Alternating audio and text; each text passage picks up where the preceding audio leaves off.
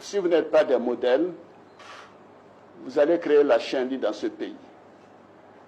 Et ça, je sais que nous avons vécu une crise qui est terrible. Parce que nous avions un pays désordonné. Le pays était dans le désordre total. Mais aujourd'hui, la Côte d'Ivoire est respectée. Elle est respectée partout dans le monde. En 3 ans, moi j'ai été reçu par tous les grands chefs d'État de ce monde, que ce soit le président des États-Unis, le président de Chine, le président du Brésil, le président de France et ainsi de suite. J'ai été reçu par tous ces grands. Je suis allé dans des pays comme la Corée où aucun chef d'État ivoirien, après un demi-siècle d'indépendance, n'avait mis le pied, n'avait jamais été invité. Vous devez être fiers de la Côte d'Ivoire d'aujourd'hui. Et si vous, par vos actions, vous donnez le sentiment qu'il y a le désordre dans le pays, vous affaiblissez le travail que moi je suis en train de m'évertuer à faire. Donc je vous demande que cela ne se répète plus.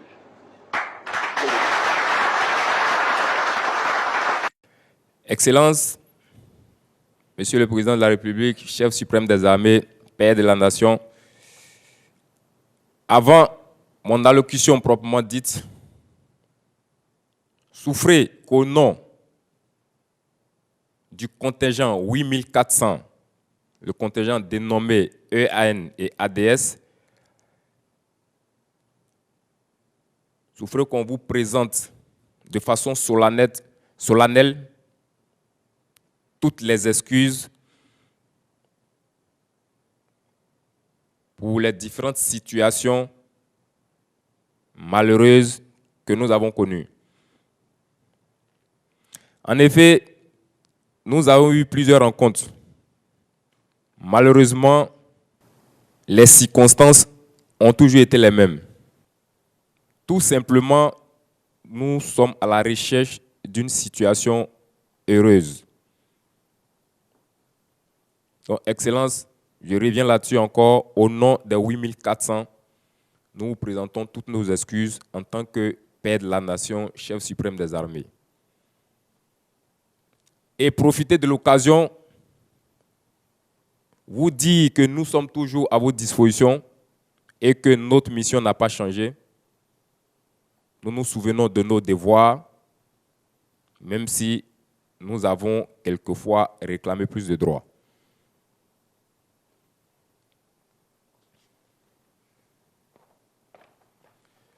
Suite aux différentes rencontres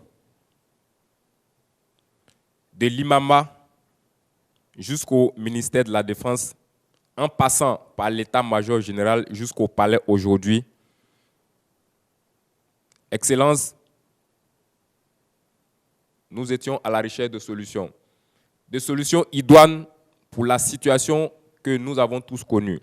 Hier, au cabinet de Monsieur le ministre en charge de la Défense, nous avons pu ressortir un accord de façon consensuelle. Donc, voilà le contenu de la déclaration.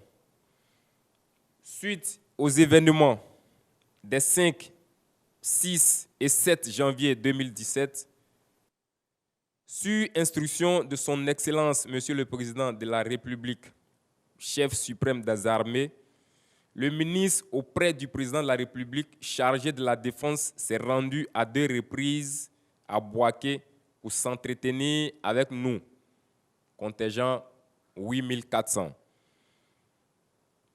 À la suite de ces rencontres, nous affirmons que le gouvernement a prêté une oreille attentive à nos problèmes.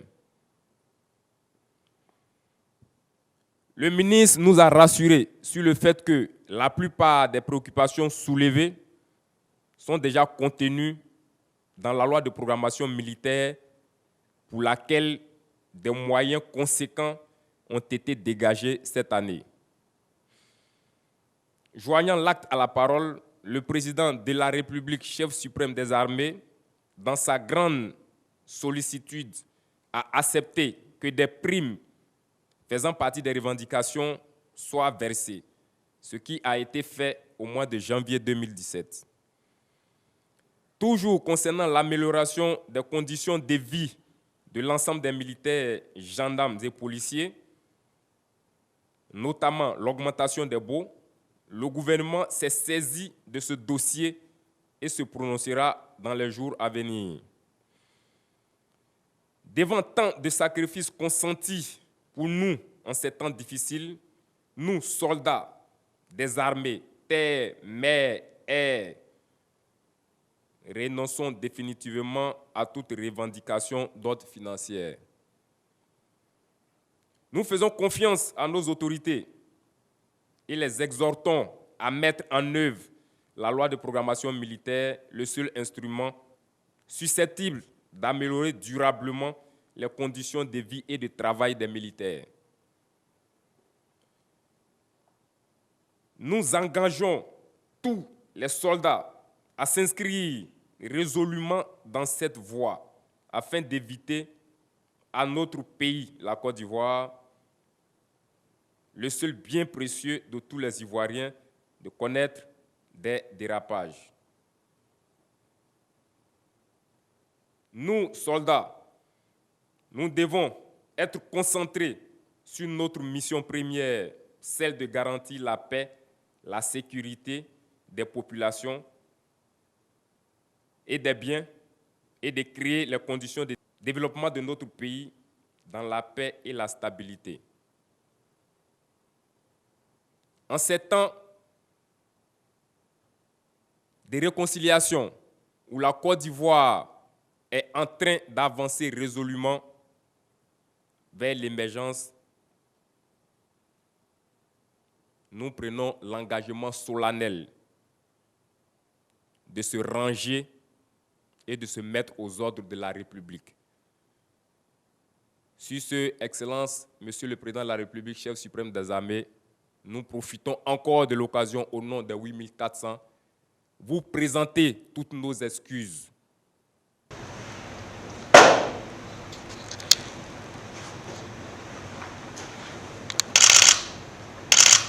J'ai écouté tout à l'heure avec beaucoup d'attention et beaucoup d'émotion ce que vous venez de dire.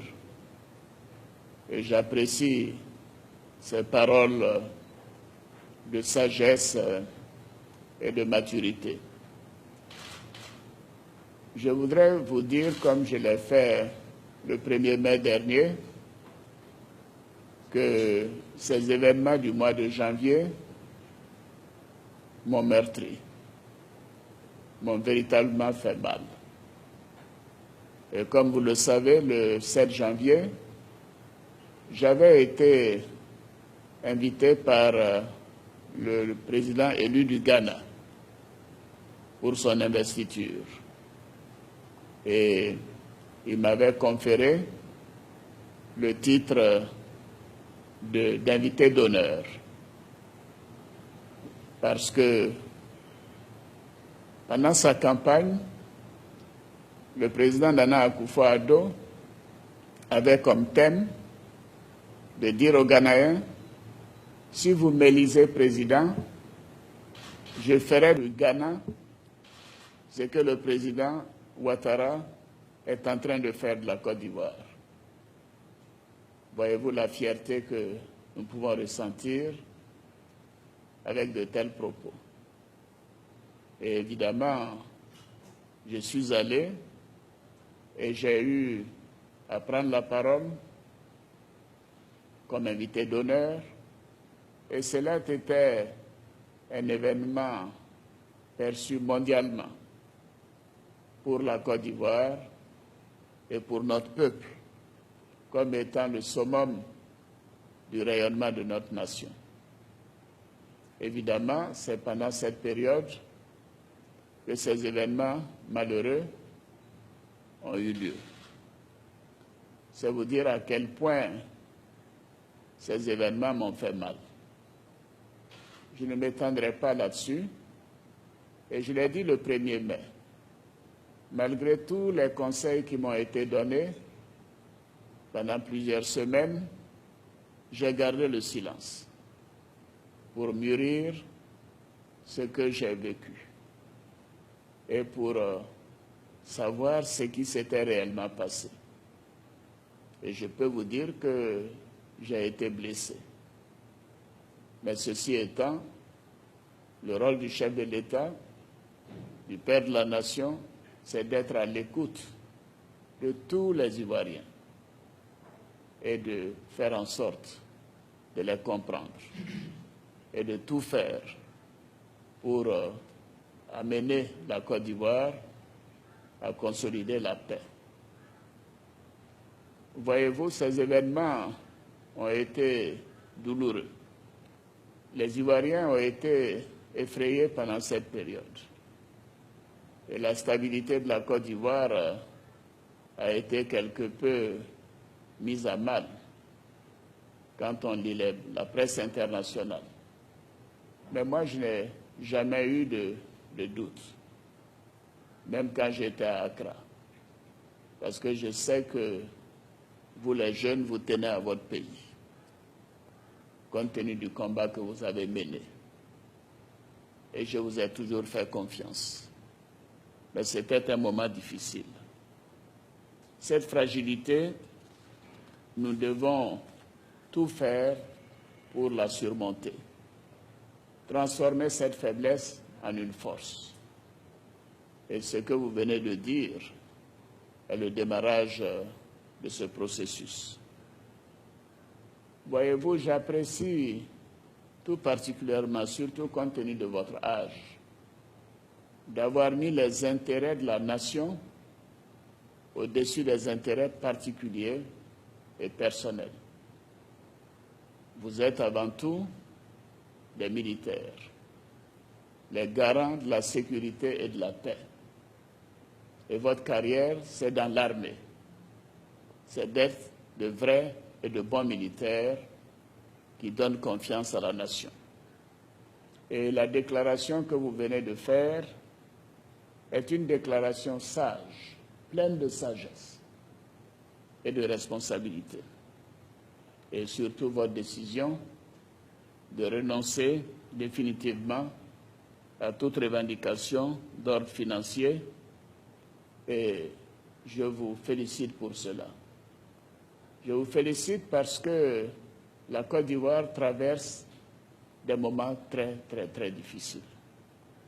Et je vous demande que cela ne se reproduise plus.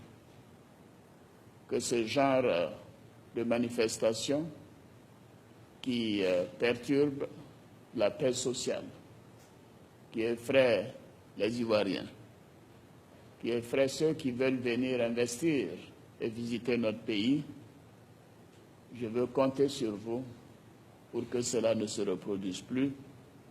Et je crois à la sincérité de vos propos, que vous parlerez à tous vos camarades pour qu'il en soit ainsi. Parce que la Côte d'Ivoire a besoin de paix. La Côte d'Ivoire a besoin de stabilité. Et l'armée a besoin de cohésion. Je disais que ces moments sont très difficiles et toutes les couches sociales de la population ivoirienne sont amenées à faire des sacrifices du fait de la baisse des prix du cacao. Le prix du cacao à l'international a baissé de plus de 40%. Et le prix aux producteurs, nous avons été amenés à le faire passer de 1100 francs CFA à 700 francs CFA le kilo, c'est-à-dire 35% de baisse.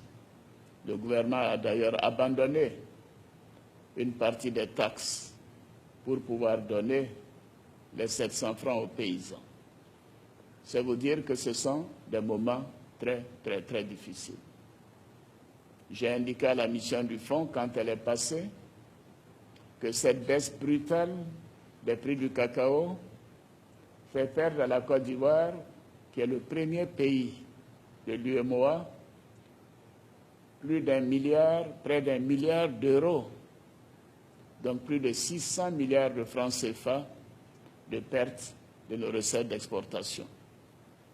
Et pour nos recettes budgétaires, c'est une perte sèche de 150 milliards.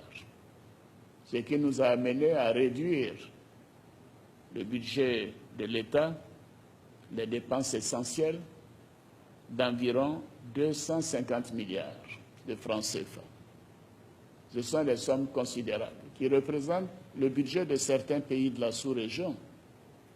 Et ceci veut dire que nous serons amenés à retarder des constructions d'écoles à Korogo, de centres de santé à Séguéla, des centres culturels à Boisseau, à Soubré, des écoles, et ainsi de suite. À Kong, des centres de santé. Et je sais que vous êtes partout de Côte d'Ivoire, et cela veut dire que c'est chacun de nous qui devra subir cette baisse brutale des prix du cacao et des sacrifices à faire. Et moi, j'ai mal. J'ai mal d'avoir eu à dire à mes concitoyens le 1er mai que l'engagement que j'avais pris, que tous les villages de plus de 500 habitants auront de l'électricité à fin 2017. J'ai dû décaler ce programme d'une année et aujourd'hui même, nous venons de prendre la décision que nous continuerons de faire en sorte qu'avec une meilleure gestion, nous puissions avoir à obtenir ce résultat en fin 2018. Voyez-vous, cela veut dire que pendant une année, un certain nombre de villages, surtout dans la région de Bouna, où beaucoup de villages n'ont même pas d'électricité, qui devaient en avoir cette année, ne l'auront que l'année prochaine. J'ai mal de prendre ces décisions, mais c'est ma responsabilité en tant que chef de l'État et père de la nation. C'est vous dire à quel point j'apprécie ce que vous venez de dire et la décision que vous venez de m'annoncer, partagée par l'ensemble d'entre vous. Et je demande que cela soit bien compris. J'ai donné des instructions très fermes au gouvernement pour accélérer la mise en œuvre des mesures d'amélioration des conditions de vie et de travail de nos militaires. Oui, je dois dire que le chef d'état-major général, le général Sékou Touré, et le chef d'état-major particulier, le général Dagondo, quand ils m'ont fait le point de la situation de vie des soldats et l'état des casernes, le fait que dans de nombreux endroits, il n'y a pas de lit, même pas de matelas. Cela m'a rappelé l'année 1990, quand le président Houphouët m'a demandé de venir pour essayer de ramener la paix dans notre pays. La situation était la même. Nous avons travaillé et nous avons remis sur le pied notre armée. Donc je prends l'engagement que ce travail, nous allons le faire ensemble, avec beaucoup plus de rigueur, que les conditions de vie et de travail des soldats seront améliorées. Et notamment, nous venons même décider aujourd'hui l'augmentation des baux, des mesures financières pour la réhabilitation des casernes, ainsi que d'autres mesures qui sont prévues dans la loi de programmation militaire. Et le ministre de la Défense donnera les détails de toutes les mesures que nous avons arrêtées aujourd'hui en Conseil des ministres. Je voudrais que vous soyez assurés que je veillerai moi-même particulièrement en tant que chef suprême des armées, mais également en tant que ministre de la Défense, à la bonne exécution de toutes ces mesures. J'ai demandé au Premier ministre que nous soyons en mesure de séquestrer les ressources nécessaires pour accélérer la mise en œuvre de toutes ces mesures qui doivent améliorer le quotidien des soldats. Vous pouvez me faire confiance. Je tiens à le faire parce que d'abord c'est une loi que nous avons librement proposée à l'Assemblée, mais également parce que vous le méritez. Vous le méritez. et nous devons le faire. Nous aurions dû le faire. Nous le faisons avec retard, mais comme on le dit, mieux vaut tard que jamais. Donc je vous assure que nous ferons cela avec la plus grande rigueur et avec beaucoup de célérité. Voyez-vous, j'avais une ambition en demandant à mes concitoyens de me porter à la magistrature suprême. Et je crois que mon premier mandat a montré ce que nous avons pu faire. La Côte d'Ivoire est aujourd'hui un des pays les plus respectés au monde. Notre armée doit être également respectée.